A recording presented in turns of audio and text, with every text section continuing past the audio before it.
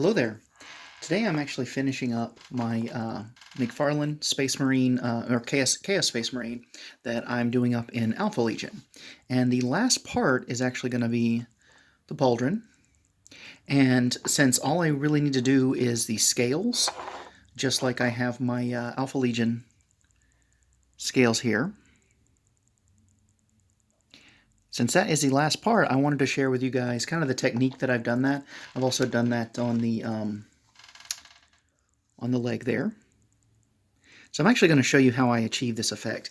And obviously this is a much bigger model, but hopefully that'll actually let you guys see kind of the detail. So the first thing that I've done, I've already done the silver on the outside edge. I've done the dark blue base, and then I've started the lines. Now these lines are going to be important to really get our kind of our grid to actually get the scales to look really nice. And you can do this with a variety of different paints. I've got these two metallic paints, blue and green. I think I got these from like Folk Art or Appleborn. I've had these for years. Then we'll do a wash when we're done of this Bjorntown green to give it kind of a kind of tie it all together, and then finally with a bit of Ard Coat. But the first thing that we want to do is actually get our grid. And I started with just this X, and I just picked a point here. So pretty much just from there to that corner, and from this little part that kind of sticks out all the way to the opposite corner. And that kind of got a nice 45-degree angle, because what you'll notice, the sharper the scales that you want, if you've got your lines, obviously if you go like this, you'll have fatter scales. If you get your lines lined up like this, you'll get more pointed scales. I want to go somewhere kind of in between, although mine are going to be a little bit pointed, and I'll show you why. But now that I have this first two lines going, I need to go ahead and draw the rest. So I'm going to take just a black, get that out in my pot here. And I don't use a wet palette or anything like that. I've been, just painting off of a regular palette for years, but, just get some of the paint, give it a little bit of water to make it nice and smooth. And then we'll go ahead and start drawing our lines. And what I want to do is I'm just going to pick one of the directions and do all of the lines and then do the other. And I want to get a nice spacing. So I'm going to start here, and I'm going to try as I'm going to keep the spacing from this original line consistent all the way down. And it's okay at this stage if you make a little bit of mistake, because we can always fix it later on when we're actually doing the rest. And I apologize if I don't have this lined up perfectly with the camera. I'm still kind of getting used to that. Another thing that I find is really helpful when you're doing things is, to kind of adjust the angle. You saw I just turned that thing upside down, just to get a better angle. And I also I like these little curved brushes for little detail work like that. So, I'm going to continue doing that, and then you just start with the other direction, and eventually you'll end up having this nice grid.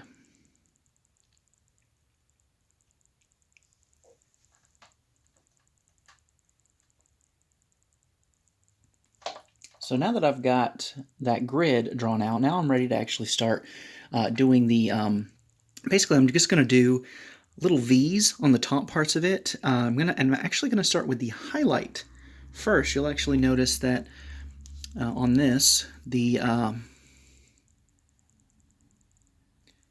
green is actually on the very bottom part, just because I want to make it look like the scale's kind of poking out a little bit as it overlaps. So I always start with the top, and you're just going to draw, if I can line that up, I'm just going to draw a V right there, and then another along that. And one of the things that I'm trying to do, I'm trying to not let them touch. So I want to leave just a little bit of a gap there.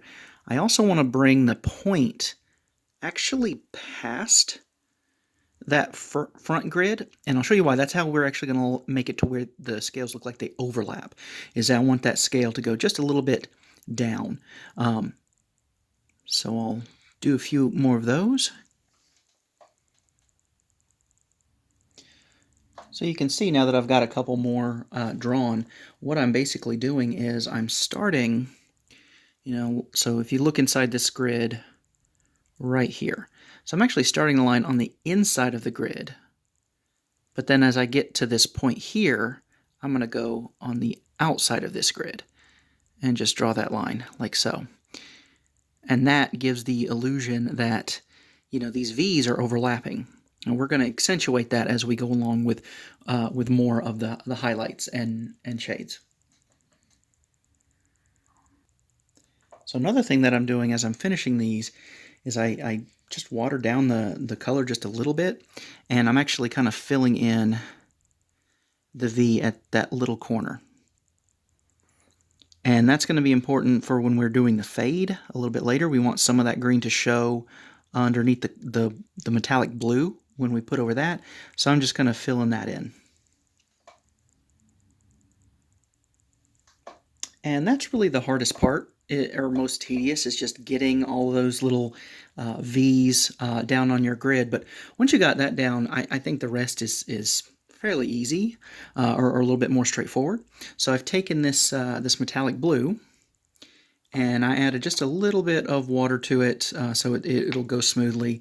We're going to add some more water to it in the step after this one, but really then what you want to do is just take that blue paint and color kind of the top. We're going to make this into a diamond, and you don't want to go all the way into the green just yet. And you don't want to touch, you don't want to touch the seam here. You want to leave just a little bit of a gap in between those, and then just kind of go in and fill that in. So if you're using just like a regular blue over a light blue, this would be kind of your medium step. Just as long as that first step is a lighter color than this step, and you just go in and kind of fill it in. And it's okay if it's a little bit sloppy, because we're going to have a later step that's going to kind of fill it in.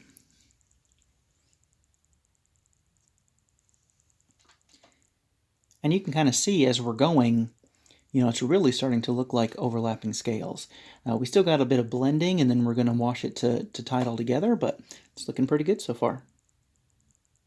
Okay, so we got that step done, and this blue paint that I'm using is actually fairly translucent. I mean, it's a fairly cheap paint, so it doesn't have a lot of pigment, but I'm using that to my advantage. If you're using more high-quality paints on this, you might want to get like some kind of thinner, or just extra water would be fine. But I've gone ahead and added even more water to the blue that I was using, because now I'm going to do the blending step. And so what I'm going to do on this is I'm going to try to get as close to the edge of the green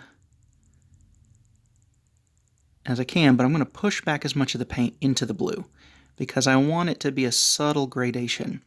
And that's looking actually a little bit too, that might be some trial and error. That was a little too strong. So I'm adding just a little bit more, I don't know if you can see that, but I'm adding a little bit more water to my palette. And let's go ahead and try this one. Okay, so that's better. You see how you can actually see a little bit of the green underneath, and that's what we want. We want there to be a transition to blend.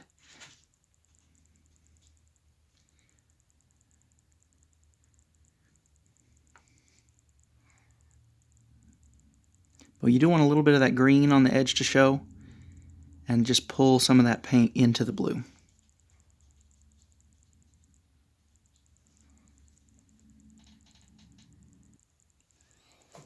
And there we go. So we've got it blended.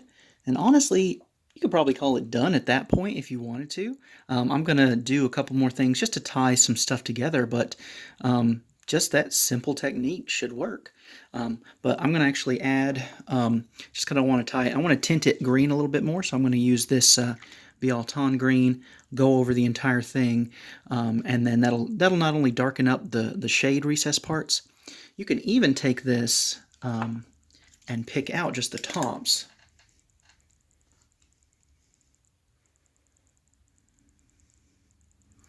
So if you wanted to get a little bit more gradation, and just do just a little dot right in the top there. And that way, once we go over the entire thing, that'll be basically 2 layers, and it'll be a little bit darker. So actually, I am going to go ahead and do that on all of these. Just that top corner. Try not to hit the that downward point of the green. You just want to get in that top area. So adding that green in the top, it's not immediately noticeable right now because we've just done one layer, but when I do the layer on the entire thing and then gloss varnish it, it should come out pretty well. So I'm actually going to use a fatter layer brush for this, and then just go over the entire surface.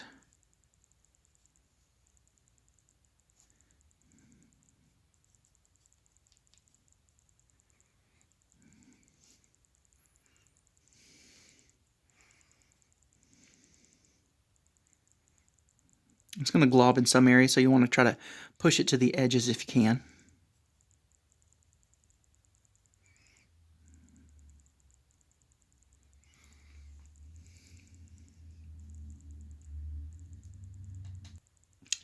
And lastly, we'll go ahead and do our art coat, and that's really going to make all the colors kind of pop out and shine.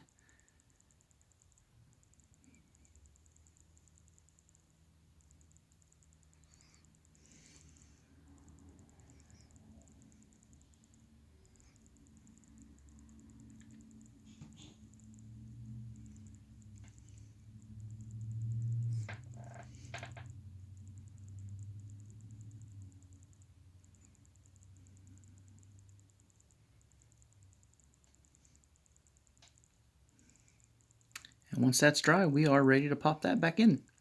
I hope you guys enjoyed that, and I hope that was helpful. May the force be with you.